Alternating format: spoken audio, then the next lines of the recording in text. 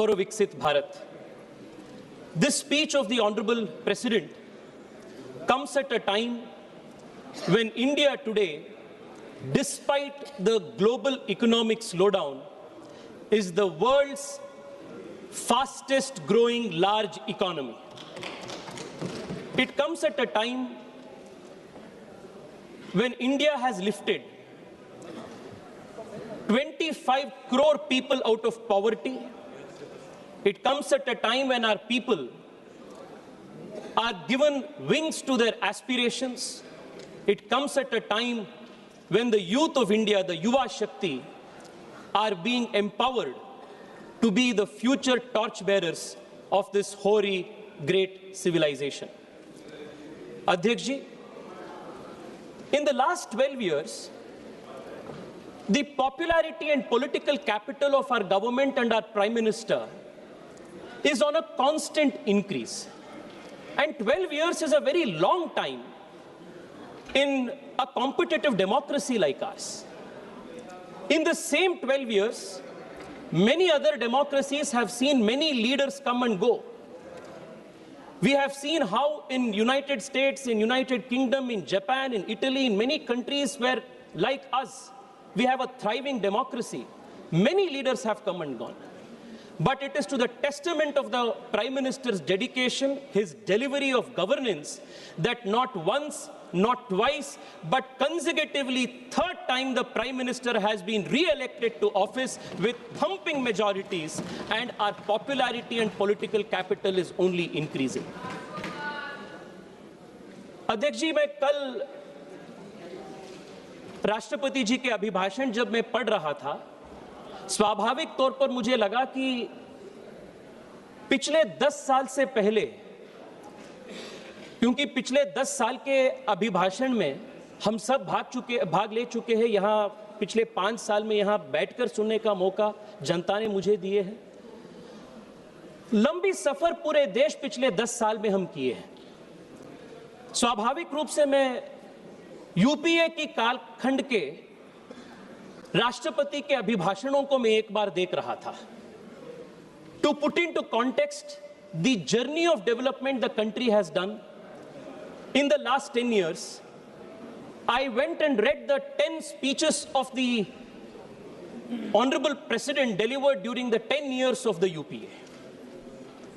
और अध्यक्ष जी, मैं उन सभी भाषणों के एक-एक, 2-2 साल आपके सामने, आपके माध्यम से देश के सामने प्रस्तुत करना चाहता हूं, because that will be a stark example, a reminder to the country of what was a lost decade of opportunity and what is today a decade of transformation under Narendra Modi.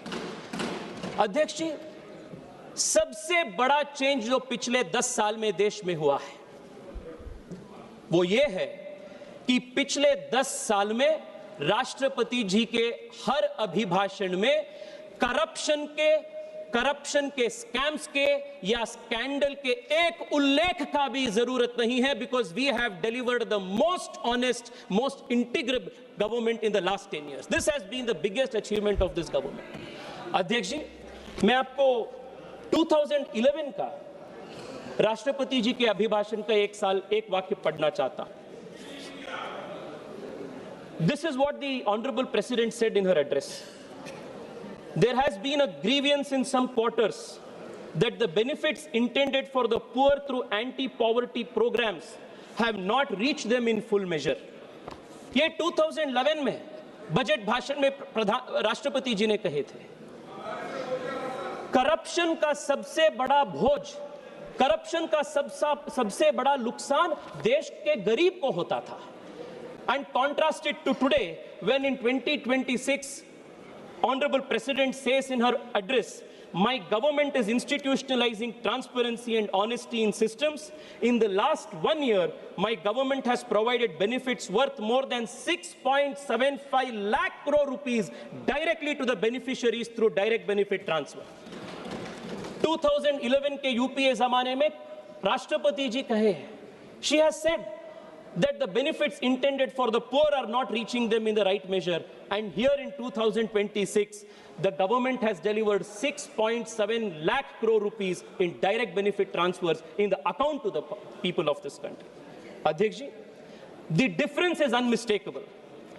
The UPA government acknowledged failure in delivery. The Modi government has ensured delivery with dignity.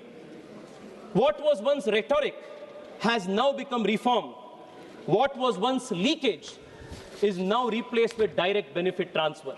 This is the stark example between UPA and today's era of good governance.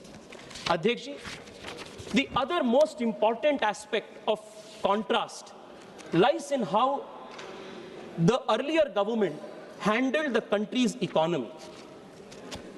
UPA के 10 साल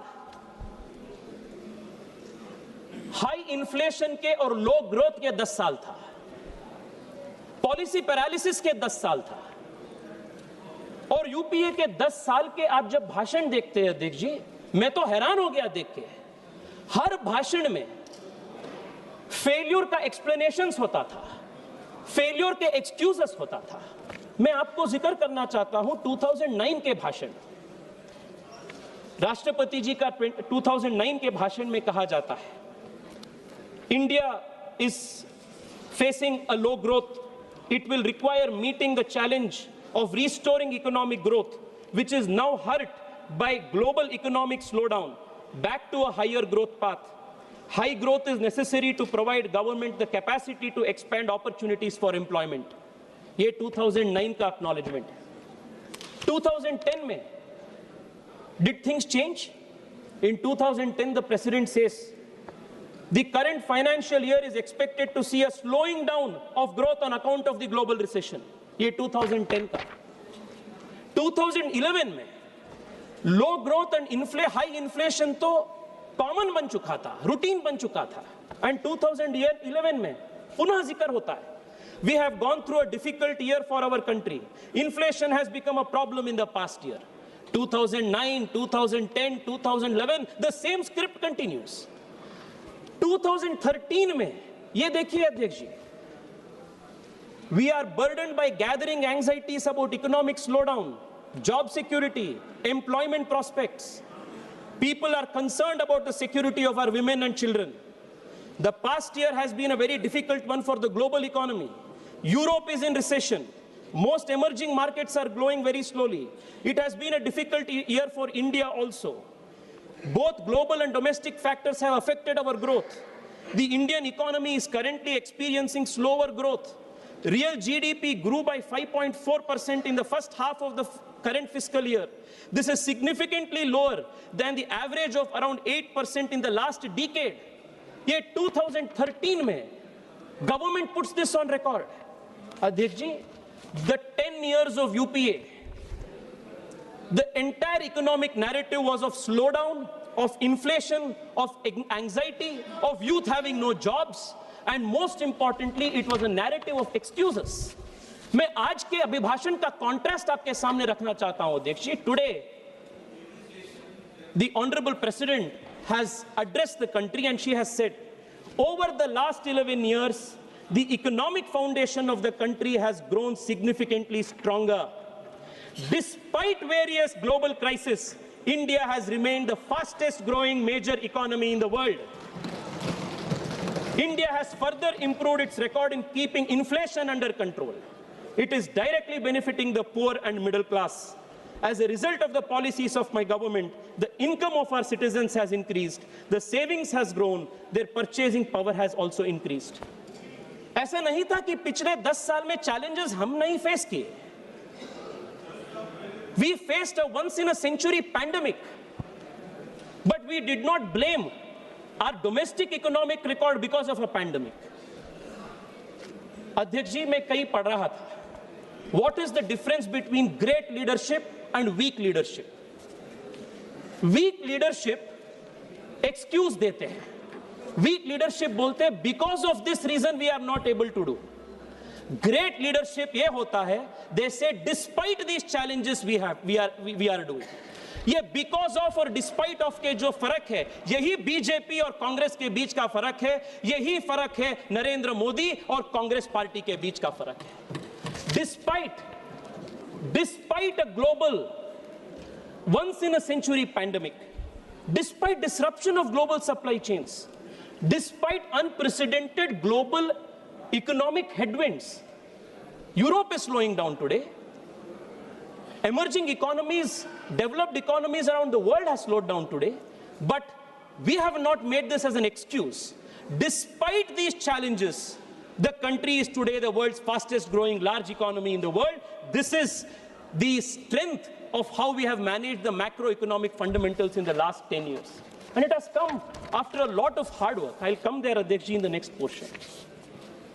Speaker, sir, while this was the contrast of the economy, this was the contrast of the corruption and transparency eras, the other very important contrast of the Congress era and the Narendra Modi era of today, it is very important to recollect this, because we easily forget the journey that we have made, especially as a youngster representing a generation that has seen through this, and also speaking for those young people who have perhaps lived through the dangerous decade of the UPA when they were very small, where they were very young. It is very important to recollect the horrendous 10 years so that we appreciate the journey that we have made.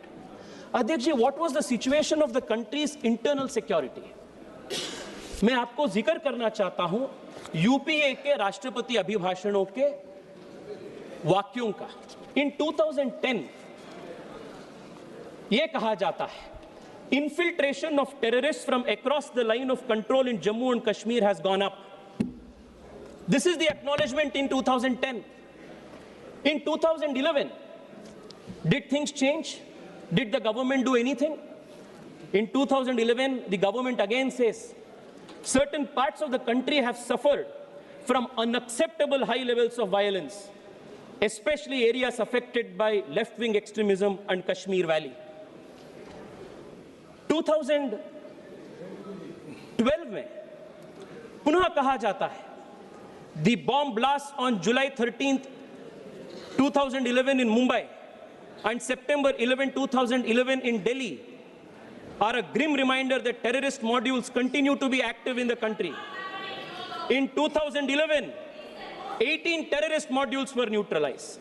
Terrorism, fundamentalism, ethnic violence and left-wing extremism continue to pose major challenges. ये 2012 का है। क्या 2013 में स्थिति सुधरी? 2013 में पुनः सरकार बोलती है, टेररिज्म की बात कहे तो आपको क्यों ऐसा हो रहा है? टेररिज्म के बाद जब हम बोलते हैं आपको क्या तकलीफ हो रहा है? धीरज दिखाइए, बैठिए, सुनिए और काफी चीज है, बैठिए। 2013 में क्या स्थिति सुधरी अध्यक्ष? 2013 में, listen to this, some parts of our country have in the recent past witnessed communal incidents. Incidents of left-wing extremist violence have shown a declining trend. The number of deaths in Naxal violence declined from 611 in 2011 to 414 in 2012. Compared with 2011, the number of fatalities in incidents of terrorist violence in 2012 has declined by nearly half. शर्म होनी चाहिए ये लोगों को। अध्यक्ष जी, शर्म होनी चाहिए। ये अपने पीठ तपतपा रहे हैं किस अचीवमेंट पे? That in 2012 the number of deaths has come down to only 400 from 600. This is their achievement. That compared to 2012, compared to 2011, in 2012, the fatalities owing to terrorist attacks has come down by half. ये इनका achievement है। 10 साल Congress party इस देश की internal security को इस प्रकार के कॉम्प्रोमाइज कर दिए। This is the certificate. And ये मेरा वाक्य नहीं है अध्यक्ष जी, these are all the statements of their own governments made in this very august house. अध्यक्ष जी, ये 10 साल उनका था। मैं आता हूं अपने 12 साल पे। आपको दिक्कत हो रहा है ना ये सब सुन के? सुनिए और है। लीडर विल गेट अध्यक्ष जी, 10 साल देश लेफ्ट विंग एक्सट्रीमिज्म से ग्रसित था। देश के कोने कोने में टेररिस्ट अटैक्स होते थे। महिला बच्चे कोई सुरक्षित नहीं थे। This was the internal security situation of the country. और आज माननीय राष्ट्रपति जी उनके भाषण में ये उल्लेख करते हैं, India has proved that power can be used with responsibility and prudence. The world has witnessed the valor and prowess of the Indian Defence Forces during Operation Sindoor. Using its own resources, our country destroyed the base camps of terrorists. My government has sent a strong message that any terrorist attack on India will receive a firm and decisive response. The suspension of India's water treaty is also a part of India's fight against terrorism. ये terrorism के लिए, terrorism के सामने भारत की response था, नरेंद्र मोदी के भारत के response ये। अध्यक्ष जी, the other biggest achievement that we have done is the near elimination of left-wing extremism in this country. राष्ट्रपति जी ने उल्लेख करते हैं, in line with the policy of my government, security forces have acted decisively against Maoist terror. Today, the challenge of Maoist terror has been reduced to just 8 districts from 126 districts. Out of these, only 3 districts remain the most affected. That day is not far when the country will witness complete eradication of Maoist terror. मैं देश के युवाओं के ओर से विशेष रूप में माननीय गृह मंत्री जी को मैं धन्यवाद करना चाहता हूं। He has single-handedly, decisively eliminated Maoist terrorism in this country. This is one of the biggest achievements of this government. अध्यक्ष जी, कश्मीर का उल्लेख जब हुआ था यूपीए सरकार के 10 साल के भाषणों में, कश्मीर के उल्लेख जब हुआ था वो टेररिज्म के या वायलेंस के साथ ही हुआ था।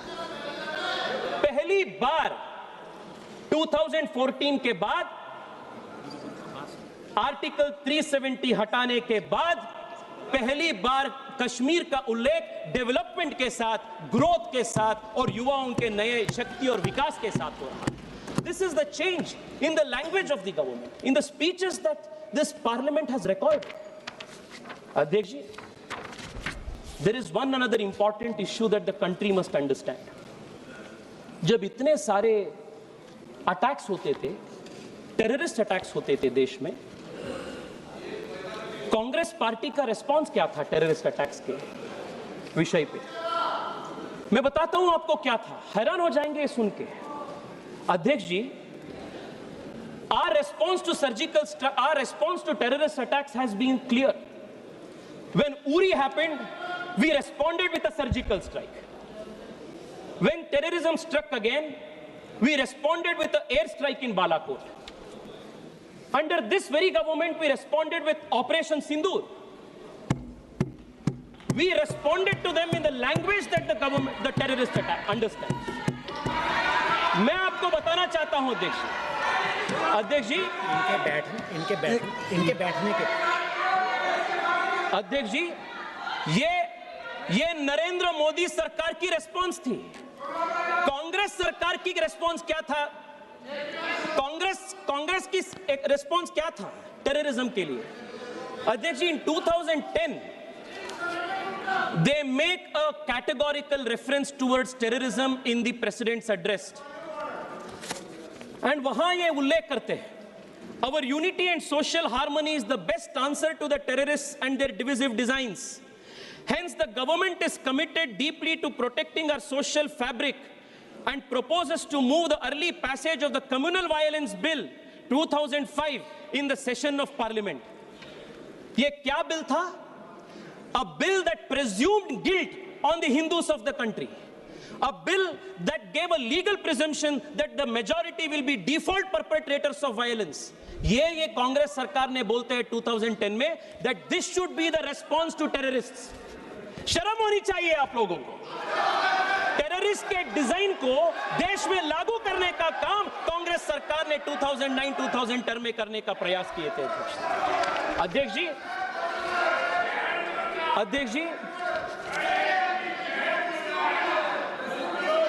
नेशनल सिक्योरिटी हो गया। अध्यक्ष जी, नेशनल सिक्योरिटी हो गया, नक्सलिज्म के बारे में हम चर्चा की। राष्ट्रपति भाषण के अभिभाषण के नजदीक। अध्यक्ष जी, ये राष्ट्रपति भाषण के उल्लेख हैं। हाँ, वही बोले। अध्यक्ष जी, मैं वही बात कर रहा हूं जो मैं कहा, ये 2010 के राष्ट्रपति अभिभाषण से उल्लेख है। ये उनके स्टेटेड पॉलिसी था। The response to terrorism is not surgical strike. Response to terrorism was a communal violence bill. ये कांग्रेस पार्टी का डिजाइन था। अध्यक्ष जी, हम इकोनॉमी के कंपैरिजन देखे हैं, इंटरनल सिक्योरिटी लेफ्ट विंग का कंपैरिजन देखे हैं। मैं विमेन रिजर्वेशन बिल पे आता, बहुत इंटरेस्टिंग चीज है, बहुत इंटरेस्टिंग चीज है। 2009 में राष्ट्रपति अभिभाषण में कहा जाता है, 2009 में अध्यक्ष जी, early passage of women's reservation bill providing for 1/3 reservation to women in state legislatures and in parliament is my commitment. 2009 में, 2010 में आएंगे, 2010 में पुनः रिपीट होता है, my government is committed to ensuring early passage of the women's reservation bill. 2012 में पुनः repeat होता है, My government has introduced a constitution amendment bill to provide reservation for women. और 2013 में conveniently ये ड्रॉप हो जाता है। 2009, 2010, 2011, 2012 बार बार यही प्रॉमिस दिया जाता है, but promise remains a promise until Narendra Modi comes and promises and delivers on the commitment of women's reservation. ये फर्क है अध्यक्ष जी, यही हालत 1 रैंक 1 पेंशन का भी हुआ था। इनका सिर्फ रिटरिक है, रिफॉर्म नहीं है, प्रॉमिस है, कभी कमिटमेंट में लागू नहीं होता है। अध्यक्ष जी, मैंने कल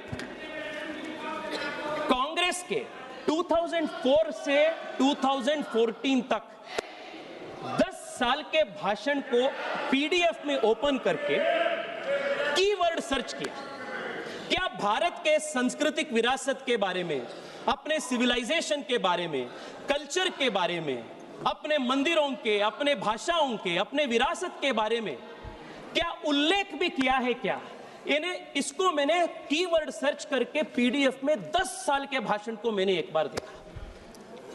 अध्यक्ष जी, you will be shocked with one, सिर्फ एक जगह पे स्वामी विवेकानंद जी के 150th बर्थ एनिवर्सरी के सेलिब्रेशंस का फुटनोट छोड़ के पूरे 10 साल के कांग्रेस के कार्यकाल में भारत के संस्कृति, विरासत, सिविलाइजेशनल वैल्यूज और ईथोस के बारे में जिक्र भी नहीं हुआ। ये this is all part of the record of this country. इसका एक मिनट अध्यक्ष जी, एक मिनट। अच्छा, कोई रिकॉर्ड हो तो बोल दो। आप बोलना चाहते हो रिकॉर्ड? नहीं, ये कह रहे हैं जो आरोप लगाया उस पर कोई रिकॉर्ड है तो बोल दो। रूल की छोड़ो, चलिए। अध्यक्ष जी, मैं चैलेंज करना चाहता हूं अध्यक्ष जी। ये ऐसा नहीं है कि ये मेरा घर का कोई डॉक्यूमेंट्स है, ये पार्लियामेंट के रिकॉर्ड्स हैं। I challenge any MP from the Congress, show one sentence on the civilizational integrity of this country. 10 years. Commitment ही नहीं है। Sir, compare this with Narendra Modi.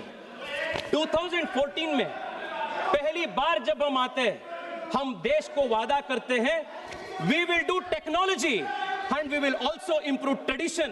Tradition और टेक्नोलॉजी दोनों को भारत में कोई इंप्रूवमेंट किए हैं तो भारत में पहली बार नरेंद्र मोदी सरकार ने।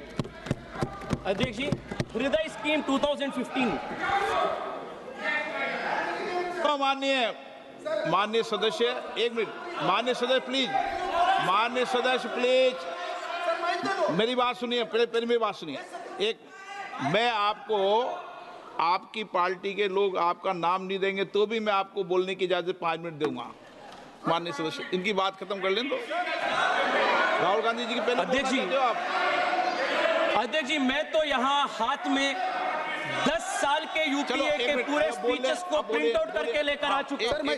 Sir, honorable speaker has mentioned, Sri Tejasvi Surya has mentioned from 2004 to 2014 Bharat के संस्कृति के ऊपर कोई भी कांग्रेस ने कुछ भी नहीं बोला। Sir, PT Thomas, former member of parliament, Sree Narayana Guru के बारे में और इंडियन कल्चर के बारे में, इंडियन संस्कृति के बारे में जो सिलेबस में उनके लिए जगह होना चाहिए, श्रीनारायण गुरुदेवन जी के बारे में बहुत सारे चीजें बोला है। सर, ऐसे कैसे बोल रहा है कि कुछ नहीं बोला है? How can he say that sir? He is माननीय अध्यक्ष जी अब बैठ जाइए, अरे बैठ जाओ भाई, बैठ जाओ। माननीय अध्यक्ष जी, सम्मानीय सदस्य का ध्यान केरल में है, यहाँ नहीं है। तेजस्वी सूर्या जी जो कह रहे हैं वो ये कह रहे हैं कि राष्ट्रपति अभिभाषण में भारतीय संस्कृति, भारतीय भाषाएं और भारतीय परंपरा का जिक्र नहीं है। वो किसी कांग्रेस के सम्मानीय सदस्य के भाषण से कह रहे हैं। ये बात कर रहे हैं राष्ट्रपति अभिभाषण की, उनको इतना मालूम होना चाहिए।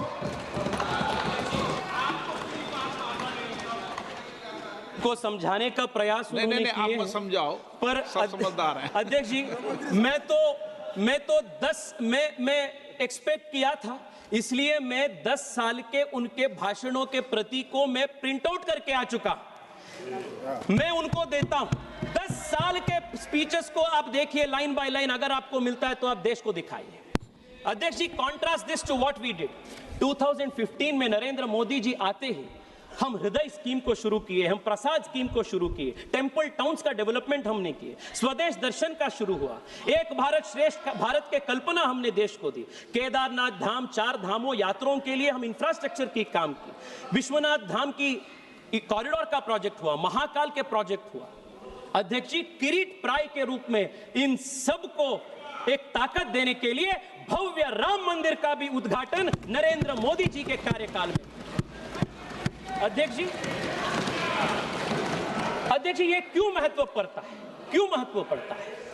क्योंकि दशकों तक, सदियों तक भारत कॉलोनाइज्ड हो गया था, और ये कॉलोनाइजेशन के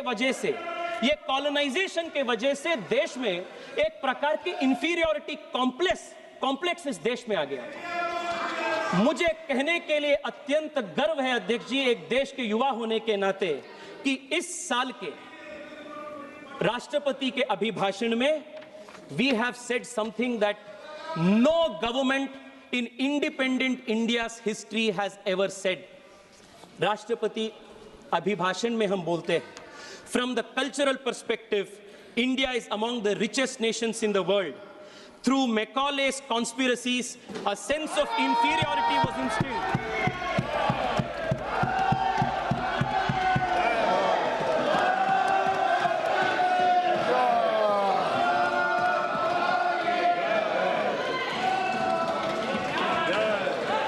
अध्यक्ष जी, पहली बार देश के सांसदिक इतिहास में राष्ट्रपति अभिभाषण में यह उल्लेख कहा जाता है, through Macaulay's conspiracies, a sense of inferiority was instilled among the people of India during the colonial period.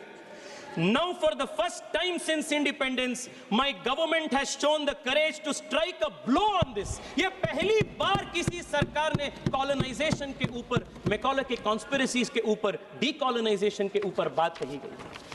This is the contrast of the last 2 years. This is the civilizational difference between the approach of the BJP and the Congress.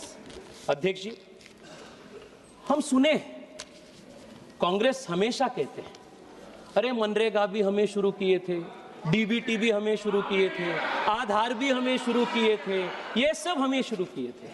मैं आपको बताना चाहता हूं अध्यक्ष जी, जब मैं research कर रहा था, एक बहुत इंटरेस्टिंग चीज निकल कर आई। इनके रिन्यूएबल एनर्जी के टारगेट्स, इनके पूरे 10 साल के राष्ट्रपति अभिभाषणों में मेगावाट्स में लिखा जाता है, मेगावाट्स में। नरेंद्र मोदी जी देश के प्रधानमंत्री बनने के बाद पहली बार गीगावाट्स का ड्रीम ये देश में होता है। नेता बड़े थे, सोच छोटा था। ये कांग्रेस की असलियत। फर्क हम दोनों के बीच में बहुत है। हिंदी के एक कवि के बात मुझे याद आ रहा है अध्यक्ष। सिर्फ पानी व पसीने में बड़ा अंतर है, सिर्फ पानी व पसीने में बड़ा अंतर है, एक पत्थर व नगीने में बड़ा अंतर है। अरे मुर्दा गड़ियों की तरफ वक्त बिताने वालों, सांस लेने में व जीने में बड़ा अंतर है। यह बीजेपी और कांग्रेस के बीच का फर्क है अध्यक्ष जी। मैं एक और महत्वपूर्ण विषय जो देश के युवा शक्ति के साथ संबंधित है, उसके ऊपर मैं देश के ध्यान आकर्षित करना चाहता हूं।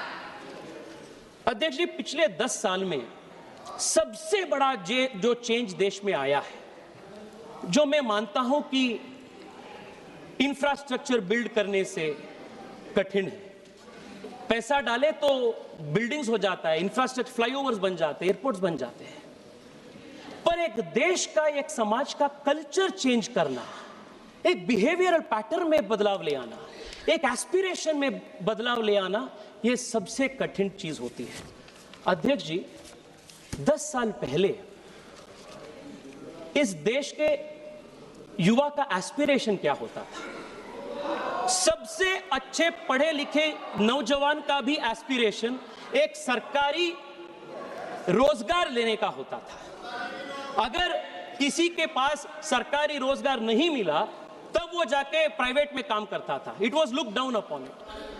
और तब वो प्राइवेट में भी जब उनको काम नहीं मिलता था, तब as the last resort of a loser वो बिजनेस करने के लिए जाता था।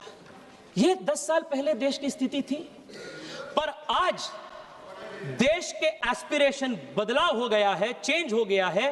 देश के युवा आज जॉब सीकर नहीं, आज जॉब गिवर बनना चाहते हैं। एक एंटरप्रेन्योरल रेवोल्यूशन देश के बन गए। ये कल्चर में जो चेंज करने की बात है, इट इज वेरी रेयर। अध्यक्ष जी, मैं आपको दिखाना चाहता हूं,